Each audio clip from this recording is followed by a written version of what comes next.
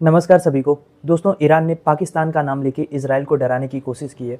तो इस पूरे ड्रामे की क्या हकीकत है, आज की इस वीडियो में हम समझेंगे और ये भी समझेंगे कि कैसे सोशल मीडिया की अफवाहें, डिप्लोमेसी की चालें और जियोपॉलिटिकल मूव्स ये सब कुछ मिलके मिडल ईस्ट में न्यूक्लियर वार का सस्पेंस क्रिएट कर रहा है। तो सबसे पहले ये जान लेते हैं कि हुआ क्या है। देखिए, ईरान के एक बड़े अफसर हैं, उन्होंने बयान दिया कि अगर इजराइल ने तेहरान पर न्यूक्लियर अटैक किया तो पाकिस्तान इजराइल पर न्यूक्लियर बम गिरा देगा। अब ये सुनते ही सोशल मीडिया में जैसे आग लग गई।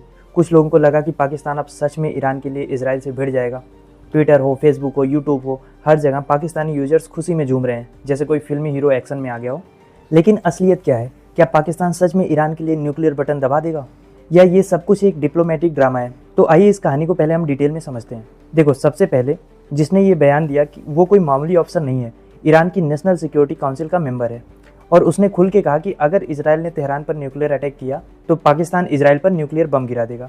अब ये सुनकर पाकिस्तान में एक अजीब सा माहौल बन गया। कुछ लोग गर्व महसूस कर रहे हैं, कुछ लोग घबरा जा रहे हैं। लेकिन पाकिस्तान की सरकार को पता था कि ये बयान कितना खतरनाक है। अमेरिका का प्रेशर, इंटरनेशनल सैंक्शंस, फ्रीज होते बैंक अकाउंट्स, ये सब खतरे पाकिस्तान की आंखों के सामने घूमने लगे होंगे। इसीलिए पाकिस्तान की फॉरेन मिनिस्ट्री ने फौरन सफाई दी। उन्होंने कहा कि ना हमने ईरान से कोई डील की है, ना इजराइल पर न्यूक्लियर बम गिराने का कोई इरादा है। यहाँ तक कि पाकिस्तान ने बाकायदा इजराइल और अमेरिका को भी मैसेज भेजा कि कोई गलतफहमी मत पालना भैया, हम इस झगड़े में नहीं हैं। फिर सवाल ये उठता है कि ईरान ने पाकिस्तान का नाम लिया ही क्यों?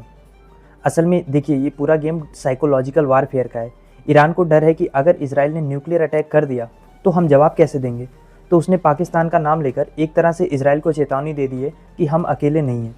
दूसरी तरफ पाकिस्तान की असल पॉलिसी तो ये है कि वो खुद ईरान की बॉर्डर पर अमेरिका को इन्फॉर्मेशन दे रहा है। मतलब पाकिस्तान का असली रोल है डबल गेम खेलना। बाहर से चुप है, अंदर से एक्टिव है, लेकिन एक्टिव भी है ईरान के खिलाफ। ये अलग बात है कि सोशल मीडिया पर पाकिस्तानी लोग जोश में लिख रहे हैं कि जी हम ईरान के साथ हैं, इस्लाम के साथ हैं, लेकिन हकीकत में सरकारें बहुत सोच समझकर कदम उठाती हैं। वहीं अगर हम इजराइल की बात करें तो उनके पास न्यूक्लियर वेपन्स हैं, अमेरिका का सपोर्ट भी है और वो लगातार ईरान के न्यूक्लियर प्रोजेक्ट्स को टारगेट कर रहे हैं। इजराइल ने कई बार ये नैरेटिव फैलाया है कि अगर हमने ईरान को नहीं रोका होता तो उसके पास 15 न्यूक्लियर बम बन गए होते। इसीलिए वेस्टर्न कंट्रीज भी इजराइल के साथ खड़ी हैं, क्योंकि कोई नहीं चाहता कि ईरान के पास न्यूक्लियर वेपन्स आएँ। अमेरिका ने अपनी नेवी और एयरफोर्स को अलर्ट कर दिया है और इजराइल को खुला सपोर्ट मिल रहा है। ईरान और इजराइल के बीच में टेंशन लगातार बढ़ रही है, दोनों तरफ से अटैक भी बढ़ रहे हैं, जवाबी कार्रवाई हो रही है और अब तो इन्फॉर्मेशन वार भी अपने पीक पर है। ऐसे में अगर अब भी आपके मन में ये डाउट है कि पाकिस्तान सच में किस साइड जाएगा, तो देखिए, रियलिटी ये है कि पाकिस्तान अपनी इकॉनमी, इंटरनेशनल प्रेशर और खुद की पॉलिटिक्स को देखते हुए किसी भी तरफ खुल के नहीं जा सकता। एक पल के लिए आप कह सकते हो कि रसिया और चाइना ये शायद ईरान की मदद में आ जाएं, लेकिन पाकिस्तान की इतनी हैसियत नहीं है कि वो ईरान की मदद कर पाए और अमेरिका के अगेंस्ट जा पाए।